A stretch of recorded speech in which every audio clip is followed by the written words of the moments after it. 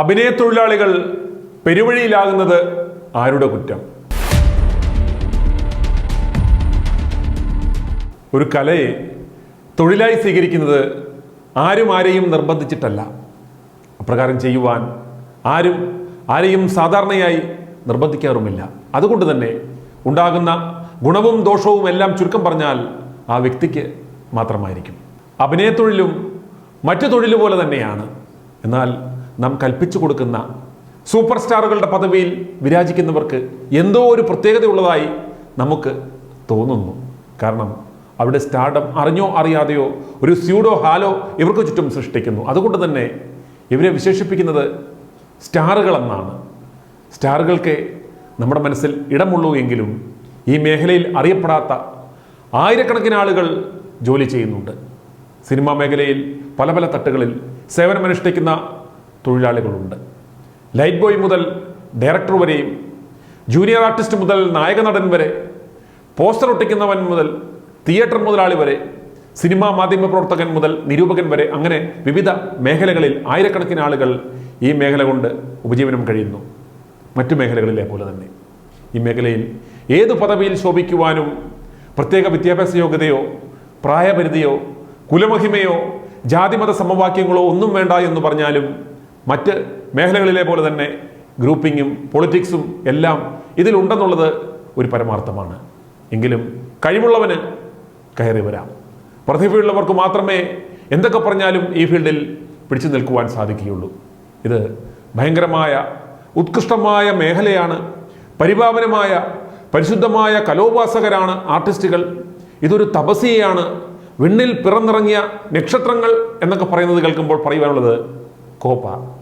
അത്രയ്ക്കൊന്നും തള്ളിമറിക്കേണ്ട ആവശ്യമില്ല. ഇവരും മറ്റ് മേഖലകളിൽ പ്രവർത്തിക്കുന്നവരെ പോലെ തന്നെയുള്ളൂ. കൂടുതൽ മികവുള്ളവർ ഉന്നത പദവികളിൽ എത്തുന്നു എന്ന് പറയുന്നത് പോലെ നല്ല അഭിനയ സിദ്ധിയുള്ളവർ, കഠിനാധ്വാനം ചെയ്യുന്നവർ നല്ല നിലകളിലെത്തുന്നു. അത്രമാത്രം. പലരെക്കുറിച്ചും സിനിമയ്ക്ക് വേണ്ടി ജീവിതം ഒഴിഞ്ഞു വെച്ചവർ എന്ന് പറയുന്നത് കേട്ടിട്ടുണ്ട്. പിന്നെ അവർ എന്തെങ്കിലും ചെയ്തിട്ടുണ്ടെങ്കിൽ കാശ് എണ്ണി മേടിച്ചിട്ട് മാത്രമാണ്, അല്ലാതെ സാമൂഹിക പ്രതിബദ്ധത എന്നൊന്നും കൊണ്ടല്ല എന്ന് മനസ്സിലാക്കുക. അഭിനയ തൊഴിലാളികൾക്ക് കൈനിറയെ പടങ്ങളുള്ളപ്പോൾ, പണം കിട്ടുമ്പോൾ, പ്രശസ്തിയുടെ കൊടുമുടിയിലായിരിക്കുമ്പോൾ നല്ല നിലയിൽ ജീവിതം നയിച്ചവരുണ്ട്, നയിക്കുന്നവരുണ്ട്. അതുപോലെ തന്നെ തിളങ്ങി നിന്ന സമയത്ത് മദ്യത്തിനും മദിരാശിക്കും മദിരാശിയിൽ കിട്ടിയതെല്ലാം കൊണ്ട് തുലച്ചവരുണ്ട്. ഇങ്ങനെ നിലമറന്ന് കിട്ടിയതെല്ലാം പൊടിച്ചു കളഞ്ഞ് ആരോഗ്യവും നശിപ്പിച്ചൊടുക്കം അവസാന കാലത്ത് ആരുമില്ലാതെ വരുന്നത് സ്വാഭാവികം. സിനിമാ മേഖലയിൽ മാത്രമല്ല, എല്ലാ മേഖലകളിലും നമുക്ക് ഇത്തരക്കാരെ കാണാൻ പറ്റും. അത് അവരുടെ കയ്യിലിരിപ്പ് കൊണ്ട് മാത്രമാണ്. അവർ ആ ദുരിതത്തിന് അർഹരുമാണ്. അവർ മാത്രമാണ് ആ അവസ്ഥയ്ക്ക് ഉത്തരവാദികൾ എന്ന് മനസ്സിലാക്കുക. പണവും പ്രതാപവും ഉണ്ടായിരുന്ന കാലത്ത് ഭാര്യയെയും മക്കളെയും നോക്കാതെ നടന്ന് കള്ളും കുടിച്ച് പെണ്ണും പിടിച്ച് നടന്ന അവസാനം ആരുമില്ലാതെ എല്ലാവരും എന്നെ കൈവിട്ടേ എന്ന് വിലപിച്ചിട്ട് കാര്യമുണ്ടോ? ഇല്ല. അതുപോലെ ചെറിയ ചെറിയ റോളുകൾ ചെയ്യുന്നവർക്ക്, അല്ലെങ്കിൽ താരതമ്യേന പ്രാധാന്യം കുറഞ്ഞ ജോലികൾ ചെയ്യുന്നവർക്ക് സിനിമ ഇൻഡസ്ട്രിയിൽ പണം കുറവാണ് എന്നാണ് പറയാറ്. എല്ലാ മേഖലകളിലും അങ്ങനെയൊക്കെ തന്നെയല്ലേ?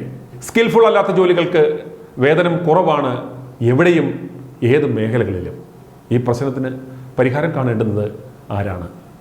ഇന്നെല്ലാ മേഖലകളിലും തൊഴിലാളി സംഘടനകളുണ്ട്. അതുപോലെ സിനിമാ വ്യവസായ രംഗത്തെ ട്രേഡ് യൂണിയൻ ഗ്രൂപ്പാണ് ഫെഫ്ക. ഇവർ ഇത്രയും കാലം പ്രവർത്തിച്ചിട്ടും എന്തുകൊണ്ടാണ് സിനിമാ മേഖലയിൽ വർക്ക് ചെയ്യുന്നവർക്ക് ഒരു മിനിമം വേതനം എന്നൊരു സമ്പ്രദായം കൊണ്ടുവരുവാൻ സാധിക്കാത്തത്? സിനിമാ ട്രേഡ് യൂണിയൻ നേതാക്കന്മാരും മറ്റ് മേഖലകളിലെ പോലെ തന്നെ ഉന്നതന്മാരും ഒത്തുകളിച്ച് അണികളെ വെറും കഴുതകളാക്കുന്നു. എന്നിട്ട് ആർക്കെങ്കിലും അവശത വരുമ്പോൾ അവരോടൊപ്പം നിന്ന് ഞങ്ങളെ തിരിഞ്ഞു നോക്കുന്നില്ലേ, ലജ്ജിക്കുക സാംസ്കാരിക കേരളമേ എന്ന് വിലപിക്കുന്നു. ഇതല്ല ഇവന്മാർ ഇവിടെ ചെയ്യുന്നത്. ചിന്തിക്കേണ്ടുന്ന ഏറ്റവും പ്രധാനപ്പെട്ട ഒരു കാര്യം, ഒരുവന് കലയിൽ നിന്നാണെങ്കിലും അത് തൊഴിലായി സ്വീകരിക്കുന്നവൻ അതുകൊണ്ട് സ്വന്തമായി ജീവിക്കുവാനോ അതുകൊണ്ട് കുടുംബം പുലർത്തുവാനോ കഴിയാതെ വന്നാൽ അന്ന് അവൻ ആ പണി ഉപേക്ഷിച്ച് വരുമാനം കിട്ടുന്ന അവനവന് പറ്റുന്ന പണിക്ക് പോകണം. അതിൽ നാണക്കേടോ മാനക്കേടോ ഒന്നും വിചാരിച്ചിട്ട് യാതൊരു കാര്യവുമില്ല. അതല്ലേ ശരി? അതല്ലാതെ ഞാൻ ഏതെങ്കിലും ഒരു പടത്തിൽ ചെറിയൊരു വേഷത്തിൽ അഭിനയിച്ചു, അല്ലെങ്കിൽ ആരുടെയെങ്കിലും ഒരു അസിസ്റ്റന്റ് ഡയറക്ടറായി, അല്ലെങ്കിൽ ഒരു പാട്ടുപാടി, അതുകൊണ്ട് ഇതാണ് എൻ്റെ തൊഴിൽ, ഇനി വേറൊരു തൊഴിൽ ഞാൻ ചാകുന്നത് വരെ ചെയ്യില്ല എന്ന് പറഞ്ഞാൽ ചുട്ട അടി കൊടുക്കണം എന്നാണ് ഞങ്ങൾക്ക് പറയുവാനുള്ളത്. കാരണം ഇവനില്ലെങ്കിൽ ഈ ഇൻഡസ്ട്രി തകരുമോ? ഇല്ല. ഇവനില്ലെങ്കിൽ ഇവനേക്കാളും മികച്ച ആയിരങ്ങളുണ്ട് ഇവിടെ. ഒരുപക്ഷെ ഈ മേഖലയിൽ ഇന്ന് തിളങ്ങുന്നവരെക്കാൾ എത്രയോ കഴിവുള്ളവർ ഇന്ന് മറ്റുള്ള മേഖലകളിൽ പ്രവർത്തിക്കുന്നുണ്ട്. അവർക്ക് ജീവിക്കണം. ആരുടെ മുന്നിലും കാശിനായി തലതാഴ്ത്തരുത്, കുടുംബത്തെ അന്തസ്സായി പോറ്റണം എന്ന ചിന്ത കൊണ്ട് മാത്രമാണ് അവർ അവരുടെ താല്പര്യം മനസ്സിൽ അടക്കിപ്പിടിച്ച് നടക്കുന്നത്. ഇത്തരം സിനിമ മോഹം കൊണ്ട് സ്വന്തം ജീവിതവും കുടുംബവും നശിപ്പിച്ച ആയിരക്കണക്കിന് ആളുകളുണ്ട് നമ്മുടെ നാട്ടിൽ.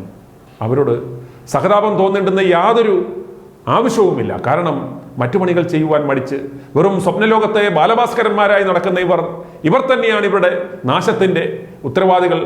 അതുകൊണ്ട് ഇവർ ഇത് അനുഭവിച്ചേ പറ്റൂ. ഇതുപോലെ തെണ്ടിത്തിരിഞ്ഞ് നടന്ന് സമയവും ജീവിതവും പാഴാക്കിയവർ രോഗക്കിടക്കയിലാകുമ്പോൾ, മരണമടയുമ്പോൾ, മൃതദേഹം പോലും ഏറ്റെടുക്കുവാൻ ആളില്ലാതെ വരുമ്പോൾ സിനിമാ സംഘടനകൾ വലിയ വായിൽ നിലവിളിച്ചു വരുന്നത് കണ്ടിട്ടുണ്ട്. സിനിമയ്ക്ക് വേണ്ടി ജീവിതം ഹോമിച്ച മഹാനെ അല്ലെങ്കിൽ മഹതിയെ ഏറ്റെടുക്കുവാൻ ആളില്ലായേ, വെറും അനാഥശവുമായി മോർച്ചറിയിൽ കിടക്കുന്നേ എന്നൊക്കെ ഇവന്മാർ വിളിച്ചു പോകും. അതിന് നാട്ടുകാരെന്ത് വേണം എന്നതാണ് ചോദ്യം. ഇത്തരം ജന്മങ്ങളെ നിലവിലുള്ള സർക്കാർ സംവിധാനം ഉപയോഗിച്ച് കൈകാര്യം ചെയ്തുകൊള്ളൂ.